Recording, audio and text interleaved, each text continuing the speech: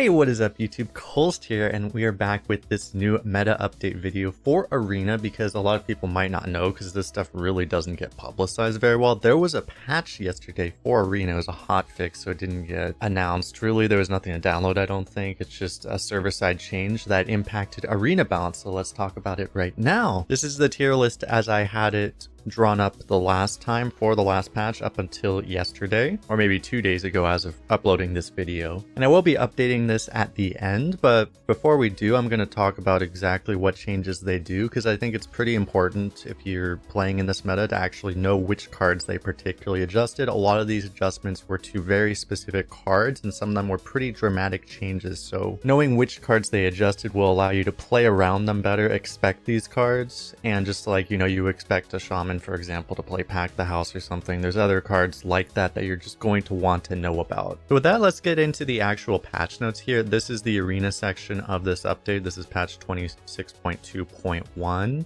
Card appearance rates were adjusted. Again, with Arena updates, they tend to be incredibly vague with this. In general, class cards will appear less frequently for Priest and more frequently for Hunter and Warlock, and in addition to that, specific high power class cards will appear less frequently for Priest, Shaman, and Warrior, and more frequently for Hunter and Rogue. So the most obvious things to notice just off of that is that Priest got double hit and Hunter got double buffed. But as well, we're going to look at specifically which specific high power class cards they decided to touch here in both the buffs and the nerfs. So let's go right into Priest first. The previous patch, you see that all of the top Priest cards are like Harmonic Pop first, but also a whole bunch of the cards that steal cards from the opponent, either deck, hand, or both, or even board in the case of Synchronize. But if you go to last one day here, you can see a few of those steal cards and Harmonic Pop specifically got hurt by a little bit. The ones that I see here, specifically Identity Theft, Mind Eater, Incriminating Psychic, those were the steal cards that were hit. And then again, Harmonic Pop specifically. So these changes weren't super big, but in this case for Priest, I don't think this is something you can really play around, but at least, Harmonic Pop is a little bit less likely. And yeah, Priest is going to be a little bit less priesty, but they're still going to do exactly what they were doing, just not quite as much of it. And with that, we'll move on to Shaman. Shaman was only touched once, as well as Warrior. This is what it was. Pack the House and Schooling are the most popular cards here, or the most common cards, I should say. But if you go to last one day, there was not a huge amount of change here. The one notable change was that Pack the House did drop, but not even by that much. So I actually think, and I've looked through this, I couldn't see, I might be missing something, but I couldn't see anything else nerfed. I think they only touched Pack the House, and only by a little bit. Shaman is actually moving up in the win rate, so that does suggest that, yeah, they really did not touch Shaman very hard. They just, gave a little bit of a love touch to Pack the House, and that is it for Shaman. So not that much to be aware of there as well. You're just slightly less likely to lose the game to this one card. Next up, let's talk about the maybe the most important nerf is the one to the top class, which was Warrior. And this again is that last one day right now. As you can see, Bridge Rift was currently the most common card in Warrior by a significant margin. And there were other very popular cards here. The top two here, Tidal Revenant, Sword Eater. But if you go to last one day, all of a sudden, Bridge Rift is still the most common card in Warrior.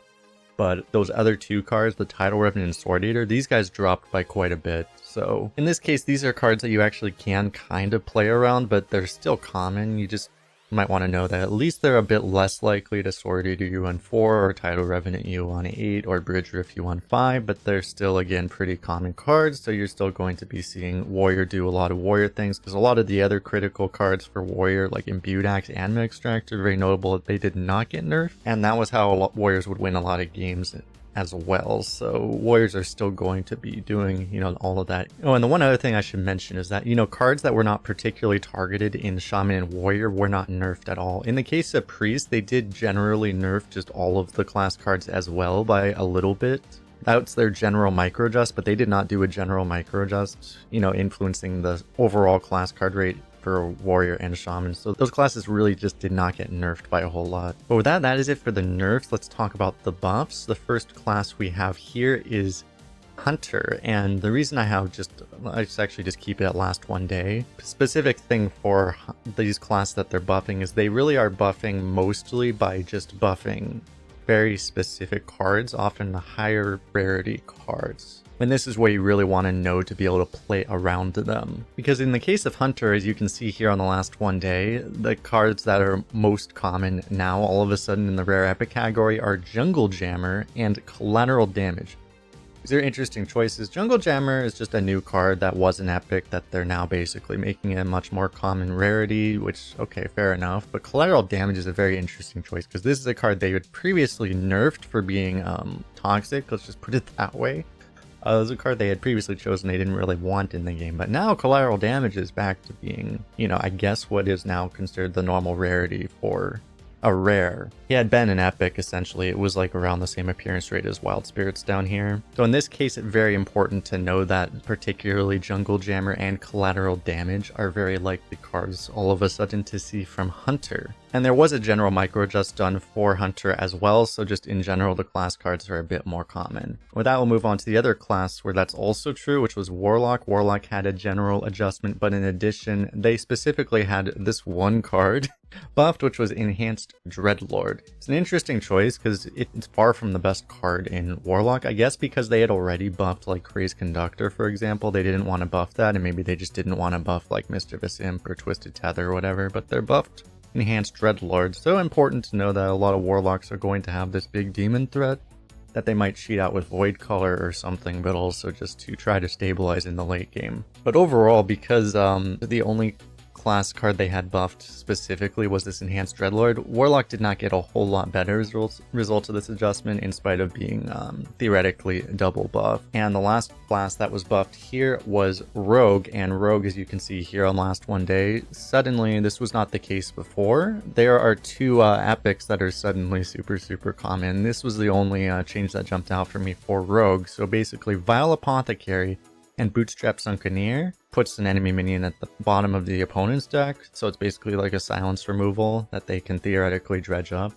And Vile Apothecary, that potential snowball card for concoctions, these cards are suddenly commons. And so Vile Apothecary isn't the best card because it does give up stats, even though it has potential for snowball, but Sunkeneer is a huge gain for Rogue because it's just a really nice silence removal, right? You can see the win rate of that card is particularly huge. So this specific change is really big for Rogue. So with that, let's jump back to the tier list here. Pretty much the classes that were specifically adjusted, other classes that's going to be moving, but there's going to be a couple changes here. Essentially because even though Shaman was quote unquote nerfed, it was the smallest nerf they've probably ever done, period. Shaman is actually going to move up, which isn't really because Shaman got better exactly, it's just that a lot of its competition got worse. So now Shaman is joining Warrior in the top tier here.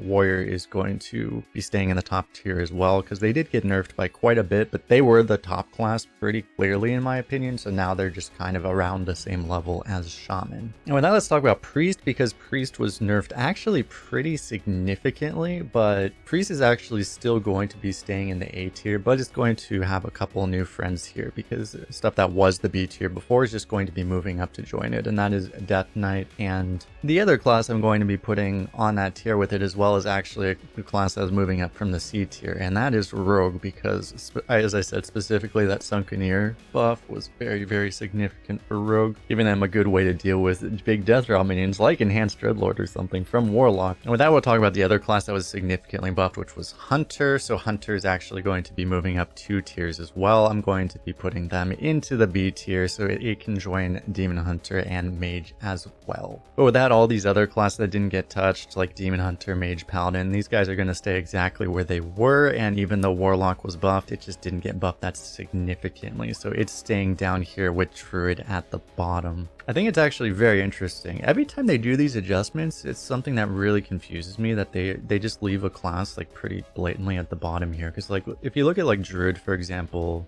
you look at these stats here, there's a few very obvious cards and that they could buff. Like they could buff Living Roots, they could buff Nerubian Flyer. They could buff Witchwood Apple to give Druid a much more cohesive token package like they have done in the past. Druid was very good for its token style, and if they wanted to make Druid good, it would be very obvious they could target some of these cards that are at relatively low appearance rates, but also are performing very, very well in the class. But maybe it's because they had that other meta where they had done this. Maybe they consciously have decided that they don't actually want Druid to be good, or maybe they just haven't looked into this stuff as closely. I don't know. I'd be very curious. I may ask Blizzard myself, because I really am curious if they're just keeping Druid bad on purpose. Otherwise, it doesn't make that much sense. But anyway, what I'd be curious to hear as well, what you guys think. What do you think about the balance changes? Overall, I guess I'll say the balance did objectively get a little bit better. But for myself personally, you know, I know a lot of people were hoping Priest got completely obliterated, and they did not get completely obliterated. And balance is a little bit better. Warrior is just a little bit oppressive, but Warrior and Shaman were the top two classes and are still the top two classes. Priest is still good. And the most significant changes by far were that Hunter and Rogue significantly moved up, but otherwise this is a very similar meta to what it was. I was just personally looking for a little bit more of a meta shakeup hopefully from this change, but it seems like that just wasn't in the cards this time around. But yeah, again, let me know in the comment section what you guys think about all of this. Thanks a lot for hanging out. Don't forget to hit the like button, subscribe, comment, all these things. I'll be putting up some other runs in the next couple days hopefully, so thanks a lot for hanging out everyone. We'll see you guys in the next one.